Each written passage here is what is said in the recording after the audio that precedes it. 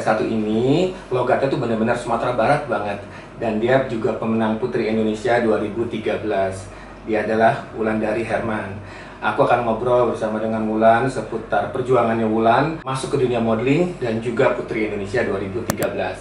Tapi jangan lupa sebelum nonton tayangan berikut ini, subscribe, like, dan komen ya.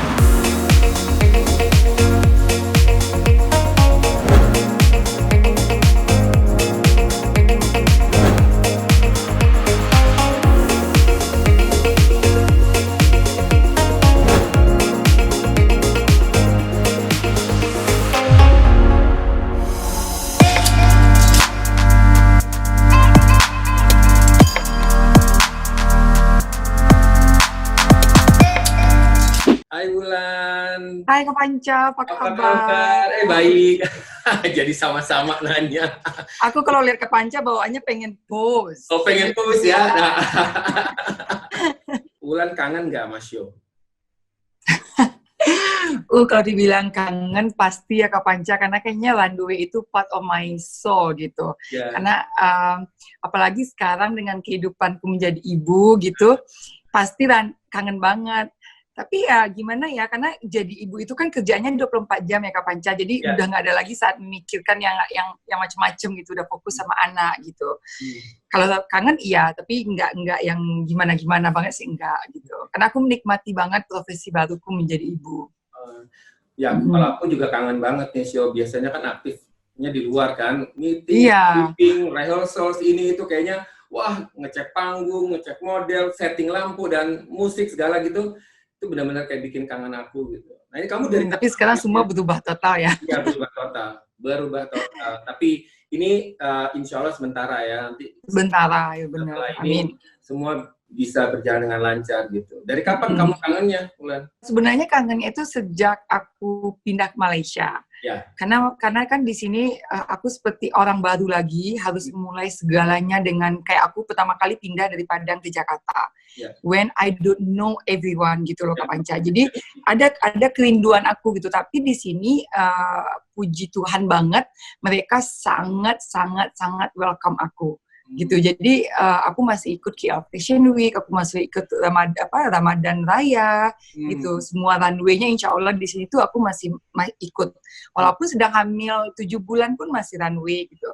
Dan KL Fashion Week aku melahirkan 2 bulan, aku udah jalan gitu untuk Jovian Mandagi, Alia Bastamam. Jadi aku bersyukur banget gitu, para desainer di sini pun sangat memberikan aku opportunity yang luar biasa untuk aku mengembangkan karirku di sini gitu. Nah ini kan KL kan jarang lah, maksudnya ya kita jarang show ke KL, gitu. Wulan juga jarang involve modeling di KL. Itu waktu itu memperkenalkan dirinya sama insan fashion di situ gimana? Atau masuk agency atau gimana sampai akhirnya show desainer ini bisa untuk ini terus tiba-tiba endorse buat yang si ini gitu. Nah itu tuh benar-benar challenging banget sih. Aku yang ingin share ke teman-teman semua bahwa karena aku percaya dimanapun kita berada itu walaupun kita orang baru, tapi kalau kita punya skill yang orang lain tidak punya. Karena kalau menjadi model saja, semua orang bisa jadi model.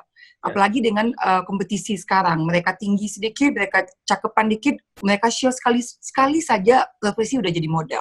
Tapi kenapa kita bisa eksistensi itu di mana saja kita berada? Karena kita punya skill yang orang lain nggak punya. Nah, skill ini yang menurut aku perlu ditambah untuk semua pekerja seni, apalagi di bidang modeling. Kenapa menurut aku bisa cepat beradaptasi di sini? Pertama karena menurut mereka aku sangat easy untuk mereka ajak bekerja sama. I don't make it complicated untuk orang lain gitu. Misalnya ini kenapa pertama sekali aku ketemu itu dengan Glam Magazine. Itu pertama kali aku tahu orang fashion. Mereka DM ke Instagram aku, dia bilang mereka ingin interview aku dan suamiku. Tapi kan suamiku tuh nggak pernah mau apapun berbentuk model-modelan lah, mau jalan-jalan. Sementara kan istrinya ini pengen tetap hits, pengen tetap tampil. Kalau suamiku yang di belakang, akhirnya ya nggak jadi. Setelah itu dia datang lagi approach ke aku, Wulan boleh nggak kita minta foto-foto weddingnya di Jogja? Itu yang mau di feature. Nah akhirnya setelah itu aku diminta foto fashion. ketemu mereka secara personal, disitulah aku manfaatkan untuk memperlihatkan keterampilanku. Jadi mereka pas foto sama aku udah lihat bajunya ini. Kita kan mode Indonesia itu sangat lebih dari di sini lah gitu loh. Kita terbiasa kalau show bawa 3 sepatu, putih, hitam, gold. Kita bawa lotion, kita bawa bra, kita bawa semua lengkap. Jadi ketika mereka tanya aku, oh aku ada. Jadi mereka tuh kayak senang kerja sama aku gitu loh. Jadi menurut aku cara paling pertama untuk masuk ke sini adalah menarik hati mereka. Once mereka falling in love with me, mereka pasti ajak aku lagi. And thank God itu menurut aku berhasil di sini gitu. Jadi balik lagi skill lagi gitu. Iya. Nah ini ngomongin soal model nih. Wulan ingat nggak pertama kali aku ketemu sama Wulan di Padang waktu kita lagi audisi model buat show-nya Edward Huta Barat? Ingat banget.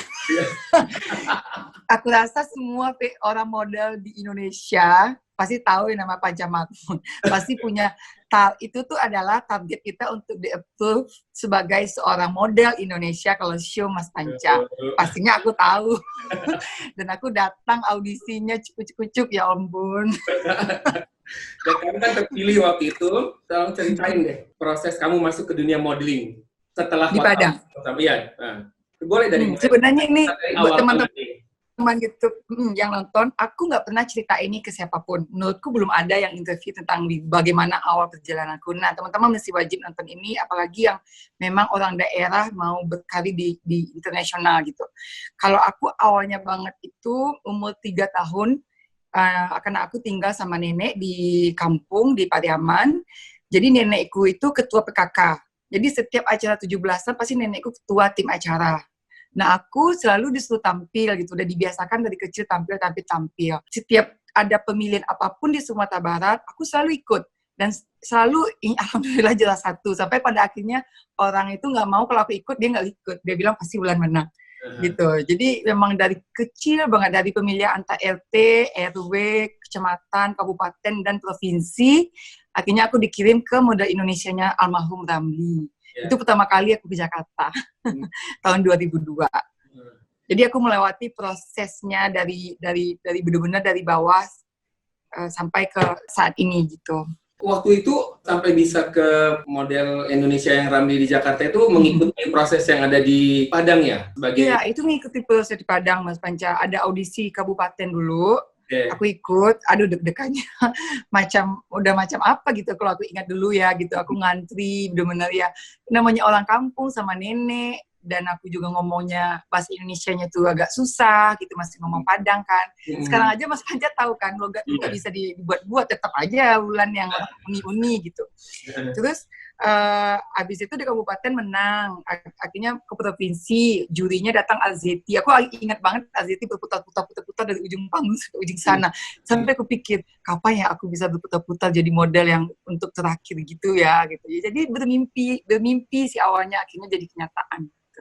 Nah, dari Padang sampai ke Jakarta, akhirnya di Jakarta ikut pemilihan top model Indonesia itu kan menang ya kalau nggak salah. Wulan juara 1 foto model, juara 1 runway-nya Paula Photography. Oh gitu.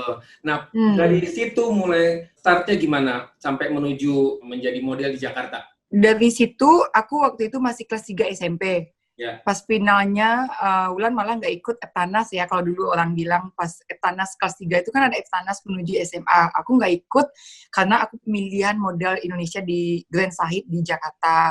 Dan akhirnya setelah menang, kita diajak sama almarhum Ramli untuk photoshoot ke Kairo. Itu pertama kali aku, sama Cusilatu juga, pertama kali aku ke luar negeri, naik pesawat, urus paspor. Aku ingat banget, Mas Yosi bilang ke aku, celana jeans aku tuh kayak orang kampung banget gitu. Ini Mas Yosi kalau nonton pasti dia ingat, dan dia selalu kalau ketemu aku dia bilang, mana celana jeans lu yang kampungan itu. Tapi dulu tuh di kampung udah keren banget. Tapi mungkin di kota, di Jakarta masih belum keren. Maksudnya nggak keren gitu. Jadi aku ingat banget, aku down banget pas di Egypt itu, karena aku ngeliat gaya-gaya orang tuh pakai celana yang skinny jeans. Terus kalau celana jeans aku tuh yang kecil, habis itu kembang ke bawah gitu loh Mas Panca. Jadi dikritik sama Mas Yosi gitu. Akhirnya setelah itu aku balik ke kampung, aku memutuskan tetap harus SMA-nya di Padang. Nah, dari sejak itu aku masih bolak-balik hampir setiap saat lah ke Jakarta gitu untuk ikut modeling gitu. Nah, waktu kamu ikut modeling di Jakarta, walaupun kamu bolak-balik ke Padang, dan setelah itu kan ada prosesnya tuh. Itu ada kendala nggak sama kamu? Susahnya bagaimana masuk dunia modeling di Jakarta gitu? Susah banget sih. Menurut aku untuk anak daerah berkompetisi di Jakarta itu sangat sulit. Kenapa? Karena kita punya budaya kampung dan kota itu sangat berbeda gitu. Jadi menurut aku yang paling sulit untuk aku adalah mengadaptasi kebudayaan orang Jakarta yang mereka semua serba cepat, semua serba ingin tampil, semua terbaik gitu loh. Semua orang di sana memang tujuannya untuk merubah nasib, maksudnya untuk menjadi yang terbaik. Jadi kompetisinya lebih sulit. Jadi ketika aku pindah ke Jakarta, aku banyak shocknya dengan di Jakarta itu hal-hal yang luar biasa menjadi biasa. Makanya Jakarta itu kata orang kenapa lebih kejam dari Ibu Tiri. Menurutku iya, Jakarta itu kejam gitu. Apalagi untuk orang-orang yang tidak ada seperti kita gitu, yang tidak ada nama, tidak ada background siapa-siapa, yang harus memulai dari zero. It's gonna be really tough. Tapi ya aku percaya kalau kita memang tujuannya jelas untuk merubah nasib, jalan kita benar, insya Allah itu punya jalan yang memudahkan saja gitu. Itu apa yang Wulan lakukan pada waktu itu untuk bisa menarik para insan fashion yang ada di Jakarta? Belajar dari setiap proses sih Kak, menurut aku gitu. Karena memang menjadi seorang runway, profesional di runway itu tuh butuh jam terbang. Aku pertama-tama juga nggak ngerti, ingat kalau nggak salah Kak Panca deh, aku kena marah melipir. Aku nggak tahu sama sekali, tapi aku iya aja. Ya udah lihat orang di depan deh, apa sih melipir. Karena kan di dunia runway itu banyak istilah-istilah yang tidak ada di daerah. Tapi kita harus cepat belajar gitu. Karena kalau menjadi biasa saja, ya kamu bisa juga menjadi model, cuma ya sekedar model. Tapi kalau mau menjadi model yang eksistensinya itu bisa diakui, aku rasa kita harus cepat belajar dan melihat celah-celah di mana ya yang harus kita masuk, apa yang kurang. Kalau model ini jalannya begini, kita begini. Jadi aku rasa aku belajar dari sana, dan proses pembelajaran itu yang membuat aku sampai mungkin dilirik sama Kak Panca, diajakin show, sama Ari Tulang. Menurut aku tuh karena proses itu, dan aku sangat membuka diri untuk belajar begitu. Waktu proses udah berjalan di modeling, ada nggak rejections yang Wulan terima gitu? Ada dong Kak, pasti aku rasa setiap model pasti punya gitu. Pertama kali aku di reject sama misalnya show tunggal gitu, yang misalnya kalau orang di Indonesia, model Indonesia pasti kita pengen Sylvia, Sebastian Gunawan, Didi Budiarjo, dan lain-lain yang aku rasa di reject untuk sekali dua kali itu normal gitu. Jadi membuat kita mungkin waktu itu terlalu busy badannya, mungkin jalannya belum bisa masuk ke level sana, dan aku kalau dibilang drop ya pasti drop gitu. Normal saja, siapa yang tidak drop, kita datang audisi berharap kita dapat, tapi ya itu mungkin prosesnya, mungkin kita nggak dapat di panggung ini, ada panggung lain gitu. Jadi menikmati prosesnya aja sih Kak Panca. Kalau kecewa pasti ada, tapi aku percaya kalau setiap penolakan itu pasti ada pintu lain yang terbuka untuk kita gitu. Proses menuju ke sananya, kalau bahasanya itu ya maju terus pantang mundur gitu ya Wulan ya. Oh ya, orang Padang itu maju terus pantang mundur sampai ke tujuan ya nggak ada mundur-mundur, maju terus gitu. Ada, jadi itu sih kayaknya tuh salah satu logonya Wulan itu, maju terus. Walaupun kadang-kadang casting film di reject karena logatnya kalau bilang pandemic, pasti orang masih bilang, mana nih pandemic ngomongnya. Jadi ya misalnya aku casting insert, tapi insert malah mereka ngasih aku kesempatan 3 tahun bergabung di insert gitu dengan logatku seperti ini. Karena ya memang begini adanya, bukan aku buat-buat gitu. Jadi ya just make it the best aja lah gitu. Hal apa yang Wulan rindu pada waktu saat jadi model? Aku rindu banget dengan jadwal padatku yang dikirimin sama misalnya booker ya dulu gitu. Ini pagi ini kita casting ini ya Lan, habis itu kita kesini, habis itu ini. Aku rindu banget kegiatan-kegiatan itu. Dan itu kayaknya tahun-tahun pas aku mulai itu memang tahun-tahun lagi memang modeling di Jakarta tuh lagi heboh-heboh banget gitu. Setiap saat tuh ada show, setiap mau ada fashion week. Jadi aku rindu kesibukan itu dan kumpul sama teman-teman di belakang panggung. Terus GR itu mau belum buka, kita udah datang. GR-nya jam 5 pagi, kadang makeup udah sanggulan. Pada show-nya jam 8 malam. Tapi menurut aku tuh sesuatu yang aku rindukan sih Mas Panca. Hidupnya jadi nggak boring gitu. Iya. Nah ini kalau ada saran dari Wulan untuk para teman-teman yang ingin menjadi model dan menuju model profesional, ini apa saran-saran dari Wulan? kita harus melalui semua prosesnya gitu, karena nggak ada orang yang dari kelas 1 ke kelas 6 langsung naik jumping kayak gitu, nggak ada yang cepat, karena proses itu yang mematangkan kita gitu, dan juga fokus apa yang kita inginkan, cari kelebihan kita. Salah satu aku mau kasih contoh adalah Kimi Jayanti, mungkin Mas Panca juga ingat, ketika dia pertama kali modeling, who knows her? Nobody. Dengan rambut panjangnya, datang dari Medan, dia tinggi juga enggak. Tapi yang aku salut dengan dia tahu cari momen. I know, if I just like this, rambut panjang, kucuk-kucuk begini, nobody will notice. And then dia potong rambutnya, diwarnai rambutnya. I think it's a good way, gitu loh. In that way ya, cara marketing dirinya. Akhirnya semua orang tahu dia. Kalau enggak, mungkin Mas Panca pun nggak akan ngeh kan gitu loh. Jadi itu salah satu kuncinya juga. Kita harus pandai-pandai menempatkan diri, melihat situasi gitu. Dan satu lagi, hidup di Jakarta itu banyak sekali godaannya. Kalau mau cepat jalan pintas juga ada. Jadi kalau memang mau melewati prosesnya, ya nikmatin gitu. Dari bawah dulu, slow sampai akhirnya kita berada di puncak gitu. Karena percaya juga segala sesuatu yang kita dapat dengan mudah, perginya juga cepat. Terus gimana kalau memaintain dengan kondisi yang sudah ada? Dia menjadi model profesional, terus akhirnya menjadi top model. Ini cara maintainnya gimana? Nah, ini penting banget juga. Aku baru sadar ketika aku modeling itu, ketika ibuku bilang, sampai kapan mau jadi model? Ganti. Perkembangan model itu sangat cepat. Bagaimanapun kita nggak bisa melawan umur. Jadi kita udah mencapai konsistensi kita sebagai seorang supermodel, top model Indonesia, kita harus cari lagi peluang, mungkin jadi MC. Kita tambah skill, kita belajar lagi. Makanya aku merasa, aku tuh nggak pernah merasa cukup. Aku selalu ingin lebih.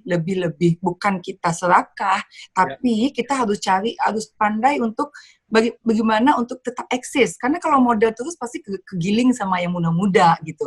Jadi waktu itu aku ingat aku ketemu Mas Erwin Parangkuan, aku bilang, Mas tolong ajarin saya public speaking. Apapun nanti jadinya, mau jadi pembicara, narator, mau jadi MC, aku akhirnya menambah skill lagi, akhirnya aku les bahasa Inggris juga.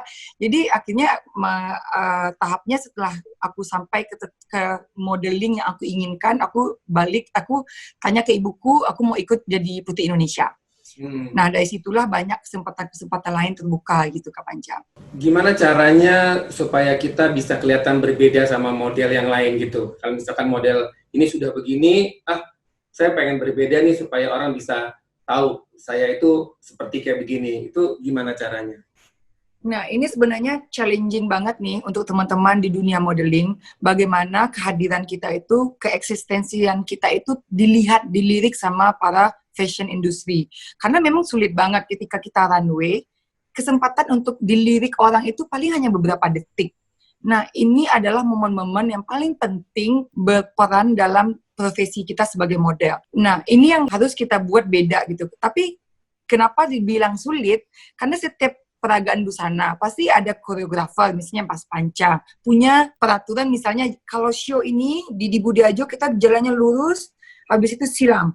Nah, bagaimana cuma dalam lurus silam, tapi orang ingat kita, oh itu yang jalan Wulan, itu yang jalan Laura Muljadi, itu Paula. Nah, itu yang butuh banget teman-teman model yang baru nih, yang bisa mendalami karakter jalan masing-masing. Kita nggak usah mencoba menjadi Dominic, menjadi Kelly Tandiono, tapi melihat mereka berjalan itu kan menjadi pelajaran kita. Tapi don't ever try to be herself, karena nggak akan pernah bisa gitu. Jadi just be yourself, tapi be the best version. Cari bagaimana kehadiran kita itu walaupun hanya sesaat tapi berkesan gitu. Apalagi di dunia modeling. Ya, kalau Wulan sendiri itu menciptakan karakter waktu itu gimana? Apakah setiap hari latihan depan kaca, terus habis itu depan kamera lagi pose-pose misalkan gitu kan? Harus ada cara ya untuk bisa mendapatkan karakter. Itu gimana waktu itu caranya, Wulan? Aku selalu haus dengan kritikan. Aku ingat banget Mas Panca pernah kritik aku karena jalan aku begini banget tuh loh. Tuh kayak ke belakang banget. Nah, coba kalau aku nggak dengar kritikan itu, aku tetap dengan jalanku yang aku udah merasa kece banget nih begini. Kan aku nggak lihat, yang ngelihat aku ketika berjalan itu kan audience, designer, and choreographer. Jadi aku selalu tanya Mas Panca tadi gimana, bagus nggak apa? Pasti semua model banyak gitu kan habis show itu pasti kita datang ke koreografer, kita tanya gitu. Nah itu input yang menurut aku harus nggak hanya dimasuk sini keluar sini, harus benar-benar dipraktekin gitu. Dan aku sampai di rumah dulu kan zamannya handycam itu loh yang kita Wulan suka bawa-bawa kamera selalu. ya bawa aku videokan di rumah, aku tonton, aku lihat terus aku kirim ke mamaku atau orang-orang dekat, itu masih begini nggak ya jalanku gitu. Harus didengar masukan orang, jangan bikin kita down. Kadang-kadang orang kritik kita merasa direndahkan atau merasa nggak terima. Menurut aku kritikan itu adalah masukan yang paling jujur gitu. Nah ini Wulan tuh selalu kayak meresapi banget ini bajunya, terus momennya, environmentnya, waktu lagi show itu benar-benar kayak meresapi gitu. Sebelum muncul ngapain aja sih di belakang panggung Wulannya? Nah aku banyak banget dapat pertanyaan itu Mas Panca, apalagi kalau udah show-show misalnya kayak show Bunda gitu yang berat selendangnya saya kadang-kadang lebih berat dari badanku. Makanya aku tuh paling suka datang ketika kita fitting, kita GR gitu. Aku tidak mengabaikan hal-hal kecil itu karena menurut aku kenapa aku pengen datang GR, aku pengen lihat bajunya kayak gimana, sepatunya kayak gimana gitu loh. Sangat menyayangkan kalau seandainya tidak ada GR dan fitting. Karena model nggak bisa merasakan dan melihat bagaimana baju itu dan mempersiapkan diri. Sementara kan tugas kita seorang model itu adalah bagaimana baju yang tidak bisa berbicara dilihat orang lalu dibeli orang. That is model job to do it dalam waktu beberapa detik. Jadi ya harus kita dalemin, harus kita lihat oh ini bajunya kayak gini, designer and choreographer make-upnya kayak gini, requestnya seperti ini ya kita lakukan seperti itu. Kadang-kadang kan kita juga punya gaya jalan kita sendiri juga gitu yang kadang-kadang beda dengan requestnya.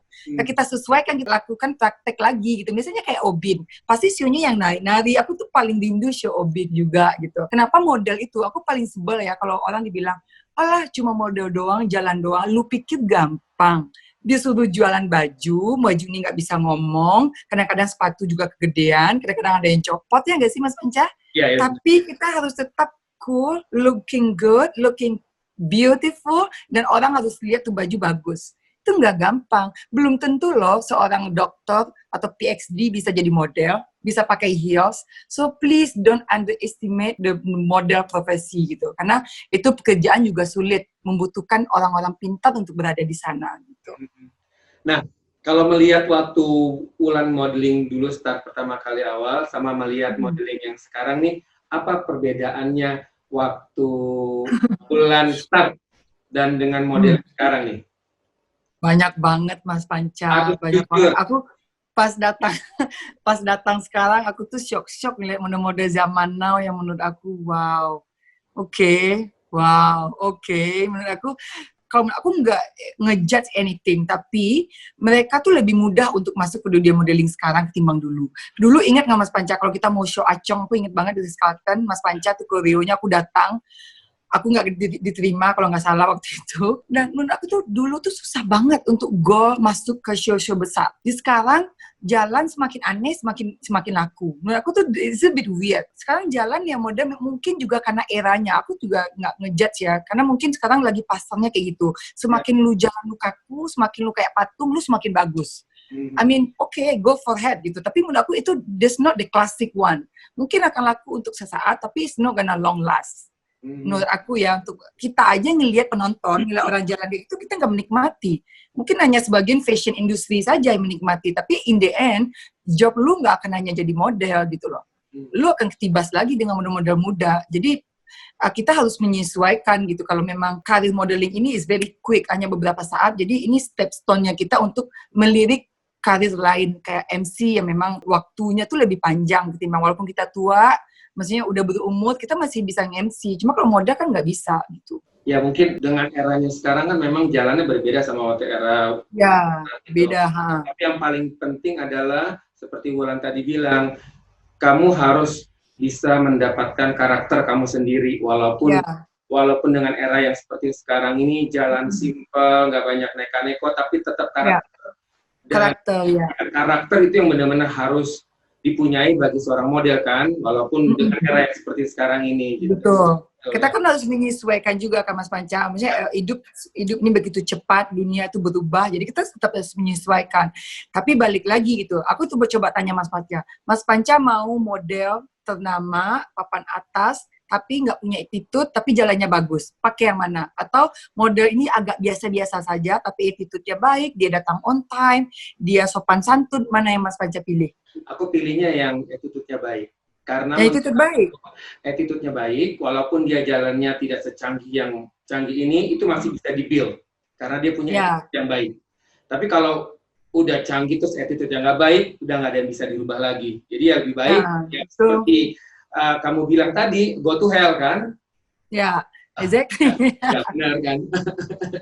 Tadi Bola mention soal Putri Indonesia nih. Bola ikut Putri Indonesia 2013 ya? Iya, 2013. Panca. Apa yang membuat Wulan tertarik untuk ikut Putri Indonesia di tahun 2013 itu? Nah, di tahun 2013 itu ketika umur aku juga udah cukup. Aku nggak mau ikut ketika kayak umur 22, 21. Menurut aku itu terlalu muda gitu. Karena menjadi seorang putri Indonesia itu perlu tanggung jawab mental yang cukup kuat juga. Karena ini kan kita bebannya itu Indonesia gitu loh. Tidak hanya seorang Wulandari, tidak hanya Sumatera Barat, tapi aku mewakili Indonesia. Dan aku memutuskan untuk ikut Putri Indonesia itu ketika aku umur 22. 2 tahun aku mempersiapkan diriku dengan Atika Sari Devi. Karena aku udah tahu aku sudah merasa sangat bersyukur dengan pencapaianku di dalam dunia modeling, dan aku tahu it's time for me to move. What else? Karena aku nggak mau hanya stay di sini aja gitu loh. Dan akhirnya aku fokus untuk mempersiapkan diri ikut Putri Indonesia. 2 tahun aku mempersiapkan diri. Karena goal aku untuk ikut sebuah kompetisi ataupun ikut kompetisi modeling apapun itu, aku nggak mau hanya sekedar peramai suasana. Why I'm there hanya untuk ucuk-ucuk datang meramaikan suasana. Oke, Wulandari, orang kayaknya lupa. Aku nggak pernah mau seperti itu. Dari kecil pun ketika aku lomba MTQ, baca Al-Quran, lomba silat, semuanya aku selalu alhamdulillah juara 1 atau juara 2. Karena for me, when I choose to do something, I do from my heart. Itu loh Mas Panca. Aku kasih 100% dengan kemampuanku. Makanya pas Putri Indonesia aku menang pun aku rasa I deserve that. Karena aku memang mempersiapkannya dengan matang gitu. Nah, setelah kamu menang nih, pasti kan ada pro kontra nih ya. Kayak orang tidak yakin aku pada waktu itu kok bisa Wulan gitu, kok yang menang gitu kan. Pasti ada pro kontranya. Pasti gitu. Ada. Ya, itu waktu itu Wulan menghandle-nya gimana? Itu banyak juga sih yang benar-benar yang sampai aku di-ban, nggak boleh masuk ke Sumatera Barat. Mamaku sama organisasi wanita Mina apalah itu namanya, dia bilang karena aku di Miss Universe akan pakai bikini. Dan banyak banget penolakan dari orang-orang terdekat juga yang meragukan kemampuan aku gitu. Tapi menurut aku itu wajar, namanya juga kita hidup. Nggak mungkin semua orang setuju dan suka dan menerima apa yang kita lakukan. The main thing gitu, menurut aku kita harus melakukan segala sesuatu itu yang baik untuk kita, baik untuk orang-orang di sekeliling kita. Kita nggak bisa I cannot please everyone gitu, memaksakan orang untuk setuju dengan pilihan kita. Tapi pilihan itu juga tidak boleh merugikan orang lain. Makanya aku tetap maju terus karena aku pikir ini pilihanku tidak merugikan dia dalam hal apapun. Jadi kenapa aku harus memikirkan itu gitu? Toh untuk pencapaian kesini aku butuh perjuangan. Kalau aku hanya oleng gara-gara dengar kata ini, dengar kata itu, malah aku nggak sampai ke titik tujuanku gitu. Menurut Wulan, apa yang didapati dengan mengikuti ajang Putri Indonesia? Itu merubah hidupku, benar banget. Kalau mahkota itu merubah hidup kita. Itu adalah status seumur hidup. Nggak ada yang namanya bekas Putri Indonesia atau mantan. Karena Putri Indonesia itu setiap tahun hanya satu. Jadi nggak ada mantan Putri Indonesia 2013 atau mantan Putri Indonesia 2010 gitu. Dan pelajaran yang aku dapatkan adalah ternyata mencapai mahkota itu lebih mudah daripada mempertahankan eksistensi kita setelah bermahkota. Coba Panca lihat, banyak putri juga yang tenggelam, yang tidak ada setelah mereka melewatkan mahkotanya. Karena eksis itu paling sulit gitu loh. Menurut aku sendiri itu masih challenging. Bagaimana ya orang, kalaupun saya sekarang udah jadi ibu, saya udah di Malaysia, tapi I'm still there gitu loh. Jadi itu eksistensi itu yang paling berat banget sebenarnya. Memang setahun itu sangat singkat. Pekerjaan kita udah diatur oleh yayasan. Kita selalu akan ada di publik. Nah, ini adalah momen yang paling penting untuk kita membuka, mencari koneksi-koneksi what else, what I will do after the crown gitu.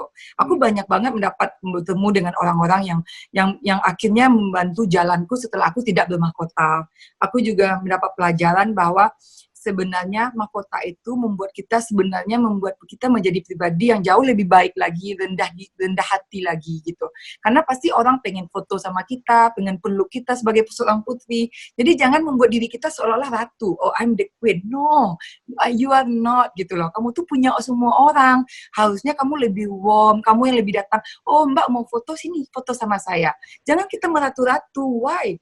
Gitu loh, kamu juga punya ratu tuh, semua orang juga akan lupa kamu setelah itu gitu. Jadi balik lagi, aku tuh penganut orang yang suka, orang yang tidak lupa diri, yang tidak sombong gitu. Karena menurut aku kesombongan itu yang paling cepat meruntuhkan karir seseorang gitu. Waktu itu proses apa aja yang Wulan lalui waktu menjadi Putri Indonesia sampai akhirnya siap nih, sekarang saya berangkat untuk Miss Universe? Nggak gampang ya Mas Panca, apalagi dengan kondisi aku yang waktu 2013 itu ya, dan begitu banyak pro kontra, drama, inside and out gitu. Jadi tapi balik lagi sih, karena tadi aku bilang setiap aku ikut apapun gitu, dalam peragaan busana apapun, aku selalu berpikir when I'm there, I have to make a difference gitu. People harus notice ini, oh ini Wulan, ini Indonesia. Nah, aku hanya fokus untuk bagaimana pencapaianku membuat sejarah di Miss Universe, yang mana alhamdulillah benar-benar terjadi gitu. Mulai menambah kemampuan aku belajar silat waktu itu untuk memisahkan diri ke Miss Universe, karena kan ada skill yang dipertontonkan. Nah, aku mikir, kalau skill aku hanya sekedar menyanyi, suara pun gak diterima orang. Kalau aku sekedar yang normal-normal, aku gak mau. Akhirnya aku silat. Menurutku sesuatu yang unik, apalagi kita akan berkompetisi di Rusia. Pasti orang sangat menarik kan, perempuan cantik, bisa silat. Menurut aku tuh sangat interesting. Nah, akhirnya itu juga berhasil gitu, menarik perhatian juri. Persiapan itu aja yang aku lakuin, kayak bahasa, dan itu semua persiapan aku lakukan di Indonesia. Aku tidak ada kayak sekarang kan ada yang pelatihan di Philippines atau di New York, tapi aku malah hanya di Indonesia saja, dan itu cukup untuk membuat sebuah sejarah gitu. Dan akhirnya Wulan berangkat ke Miss Universe 2013 dan Wulan tembus ke top 15 ya? Iya, Kak. Udah lama banget tuh Indonesia nggak masuk ke dalam place di situ tuh. Aku bener-bener kagum banget sama kamu pada waktu itu. Maksudnya semua orang juga langsung tidak menyangka bahwa wah, Indonesia masuk ke 15 besar setelah Artika kan pada waktu itu. Iya. Nah, terus udah gitu, ini ceritain dong pengalaman kamu bisa sampai nembus ke 15 besar itu kan susah banget ya. Apalagi untuk Indonesia pada waktu itu. Apalagi untuk Indonesia memang pada waktu itu tidak pernah dilirik ya gitu. Karena waktu aku berangkat, salah satu chefnya bilang, wah ini pertama kali dia ngelihat wakil Indonesia yang very confident, stand out, and then, karena kalau dulu wakil Indonesia itu selalu yang di pinggir, diam. Kalau aku kan tampil terus, ganti baju, ganti tas, ganti baju, ganti tas. Jadi orang-orang itu wow gitu loh. Mungkin dia sendiri bisa merasakan dan bisa melihat eksistensinya Indonesia saat itu, Mas Panca. Ini yang aku dengar ya dari Chef Fran gitu. Aku juga mikir gini, ketika aku datang ke sana, kalau tujuannya aku hanya mencari pengalaman, aku nggak mau. Aku maunya tuh membuat sejarah gitu. Jadi aku persiapkan banget diriku dengan matang. Misal, salah satunya mungkin ini orang nggak banyak yang tahu, aku rasa aku nggak pernah cerita ini. Waktu malam final Miss Universe itu, sebenarnya 1 hari sebelumnya kita telah ada malam final yang ditonton hanya juri dan Presiden Donald Trump. Kalau dulu kan Donald Trump adalah ownernya Miss Universe. Dia waktu itu juri kita juga. Dan aku ingat banget, waktu itu dia datang ke belakang panggung. Of course dong, semua Miss Universe itu datang, "Hi Mr. Trump, can I take photo with you, can I take photo?" Dan aku diam aja, aku lihat sampai dia udah semua orang ambil foto, dia jalan keluar, aku teriak, "Mr. Donald, can I take photo, Mr. Donald?" And then he was loud. Dia malah ketawa, dia bilang, "You the first one calling Mr. Donald." Aku panggilnya Mr. Donald, karena kan aku pikir nama pertamanya Donald Trump. Aku pikir Mr. Donald. Ya, karena kita biasa panggil namanya awal kan? Nama awalnya. Nah, itu sebenarnya juga trik, karena kalau aku cuma datang, "Mr. Trump, can I take photo with you?" Aku akan kalah dengan semua Latinas, Mas Panca. Aku nggak terlalu tinggi, bodiku juga tidak terlalu seperti bodinya Latinas, tapi aku tahu gimana skillnya untuk dia harus ingat sama aku ketika dia menjurikan aku. Nah, aku bilang aja, "Mr. Donald, kan ada foto." Dan dia bilang, "I will never forget Miss Indonesia calling me Mr. Donald." After that, itu salah satu sebenarnya aku nggak pernah cerita gitu. Dan itu sangat-sangat membawa banyak kemudahan untuk aku di Miss Universe gitu. Perasaannya Wulan gimana tiba-tiba dia bilang the next top 15 is Indonesia gitu? Weh, mau pingsan. Aku rasa mau pingsan. Aku tuh dipanggil di urutan 11. Aku deg-degannya minta ampun karena kan 15 lagi udah 3 orang lagi tuh. Kalau aku nggak juga berarti aku bilang ya gue pulang malu banget itu, malu banget. Jadi aku hanya berdoa dan aku lihat mamaku persis duduk di depan gitu, nggak jauh lah dari aku bisa lihat gitu. Aku selalu lihat mamaku, aku bilang ya Allah please doakan aku tahu the power of doa dari ibu itu nobody can beat, itu doa yang paling kuat. Dan akhirnya benar-benar now it's time for Indonesia, dan aku rasa mau pingsan di bersyukur banget gitu. Tapi aku melihat ekspresi kamu ya, aku salut sama kamu tidak merubah sama sekali karakter dan gaya kamu di atas panggung waktu kamu jadi model. Ya, karena gini Mas Panca, aku balik lagi, kalau aku mau kata orang kan, harus jalannya harus kayak Latinas. Oke, why I have to be like her? Kenapa enggak aku memperkuat karakter jalanku ketimbang aku mencoba menjadi diri dia? Akan lebih sulit gitu loh. Karena kalau aku belajar lagi dari awal mencoba dengan Latinas, lenggokannya, ininya, aku nggak akan bisa, dan mungkin bisa tapi butuh waktu. Sementara ke Miss Universe itu persiapannya hanya beberapa bulan saja dari saat kita terpilih. Nah, makanya pas aku di Indonesia, aku hanya fokus bagaimana memperkuat karakter jalanku, makanya nggak berubah. It just like Wulan jalan di runway, tapi ketika aku berbikini, ketika aku berbulu ya aku mainkan gitu, itu saja. Tapi aku tidak pernah berusaha untuk menjadi orang lain, apalagi mencoba-coba meniru jalannya Latinas. Menurut aku it's really wrong gitu loh. Karena kalau kita mencoba menjadi orang lain, it's time for you to lose. Karena pasti kamu gak akan bisa. Yang paling benar menurut aku yang aku terapkan adalah be the best version of yourself. Itu udah paling oke gitu. Nah setelah itu kan Wulan kembali ke Indonesia setelah masuk ke top 15 nih. Dan itu responnya teman-teman semua atau insan fashion yang ada di Indonesia gimana sama Wulan? Honestly, ini jujur aku ke Mas Panca, aku tidak menyinggung siapa-siapapun gitu. Tapi aku merasakan ini nggak hanya insan fashion ya, lebih kepada orang-orang di Indonesia gitu. Cara mereka melihat jasaku untuk membawa nama Indonesia jauh lebih dihargai di Malaysia ketimbang di Indonesia. Misal gitu, aku udah 3 kali ditunjuk menjadi juri Miss Universe Malaysia. Itu tidak pernah terjadi di Indonesia. I mean, tidak minta aku menjadi juri ya, gitu. I don't begging for that. Tapi itu bentuknya aku kasih contoh untuk Mas Panca saja, untuk para yang nonton YouTube ini. Di Indo Malaysia itu aku sangat-sangat merasa dihargai gitu. Apalagi di fashionnya. Untuk majalah Bazaar di sini, mereka pilih aku menjadi the most stylish woman last year. Majalah Glam, the most stylish woman. Untuk KL Fashion Week selalu ada Wulandari. Sementara di Jakarta Fashion Week aku udah lama nggak ikut gitu. Jadi menurut aku mereka sangat memberikan aku ruang dan memberikan aku kesempatan yang tidak aku dapatkan di Indonesia. Aku tidak berkecil hati sih, karena menurut aku setiap orang punya seleranya masing-masing. Aku tidak bisa memaksakan aku harus jalan di Dian, aku harus jalan di Sebastian Gunawan, aku harus jalan di Didi Budiarjo. Mungkin looknya aku, jalannya aku tidak sesuai dengan mereka. Tapi aku bersyukur lagi, mungkin dengan adanya rejectkan dari mereka, bisa aku dapatkan di tempat lain dan pembelajaran buat aku. Mungkin jalanku nggak cocok di Indonesia, cocoknya di sini gitu. Aku bersyukur, dan dengan kejadian itu aku belajar banget ternyata apapun pencapaianku di Miss Universe itu juga tidak memudahkan jalanku untuk melangkah lebih jauh lagi di fashion industry atau di fashion perfilman Indonesia gitu. Dan mungkin aku juga bersyukur, maka Tuhan menjodohkan aku dengan laki-laki Malaysia yang tidak pernah terbayangkan sebelumnya. Malaysia pula gitu, yang kayak Mas Panca bilang tadi, nggak pernah terpikirkan sedikit pun di pikiranku. Nah, akhirnya aku diberikan kesempatan yang luar biasa di sini gitu. Jadi nggak perlu berkecil hati, apapun itu ada hikmahnya yang baik untuk kita gitu, Mas Panca.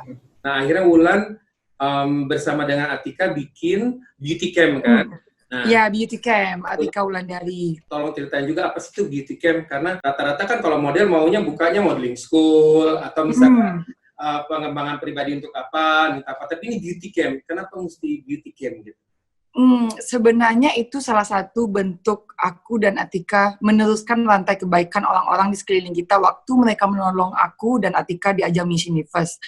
Jadi dulu di Indonesia kan tidak ada namanya beauty camp, tempat di mana mempersiapkan para perempuan muda Indonesia untuk mengikuti ajang kontes kecantikan. Jadi bukan modeling ya, kontes kecantikan gitu. Jadi makanya aku pikir dengan Atika, kenapa kita tidak buat di Indonesia saja? Daripada kita pergi belajar ke Philippines, India, Venezuela, negara-negara powerful di bidang pageant. Nah, disitulah awalnya. Dan aku, kenapa nggak sekolah modeling? Karena menurut aku, kalau hanya menjadi modeling, tidak punya attitude yang baik, itu nggak akan juga bertahan lama, Mas Panca. Karena aku dan Atika percaya, skill itu 15%, 85%-nya adalah attitude, karakter manusia yang baik.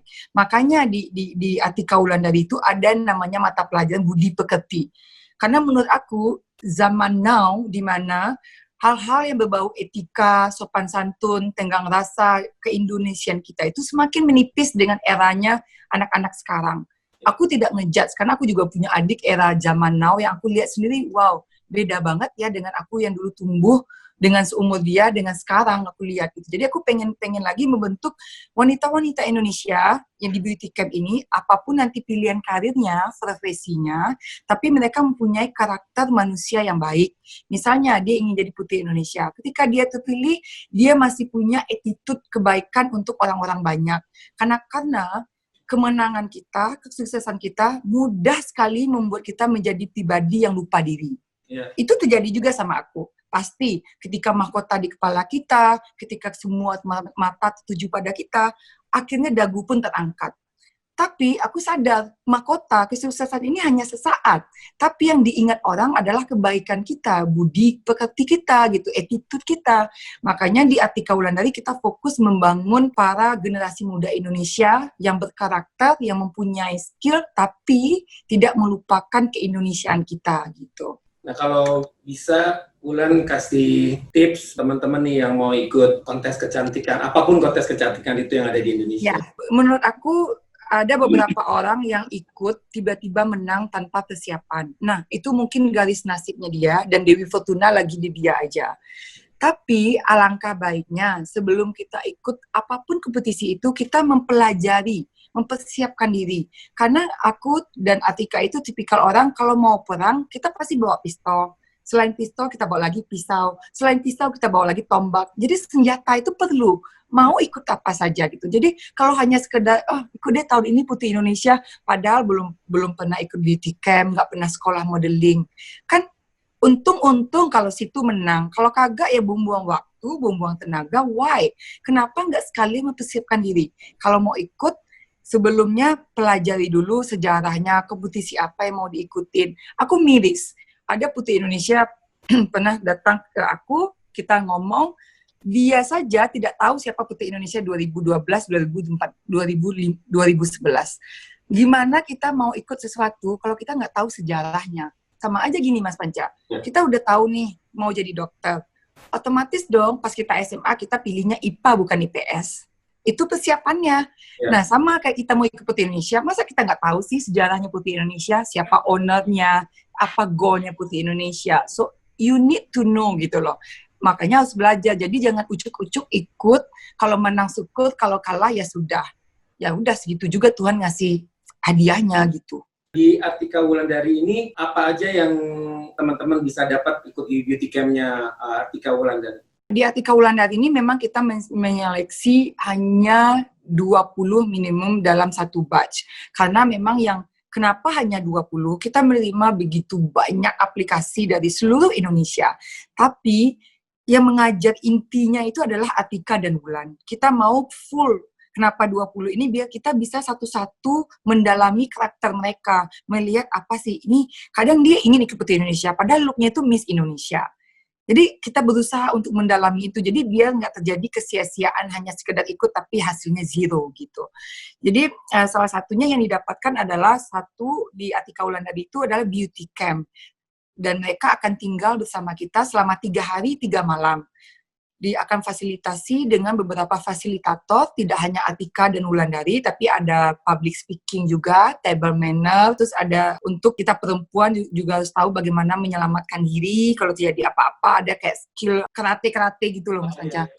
Ya, terus ada kelas gizi juga, karena kita juga perlu untuk merawat kecantikan kita. Kita harus tahu yang kita makan ini bermanfaat nggak sih untuk badan kita? gitu. Dan juga diisi dengan kelas acting, kelas public speaking, dan kelas model sama runway aku yang isi sendiri, dan kelas how to brand. Karena branding ini paling penting sekarang, apalagi di saat sosial media begitu strong ya gitu.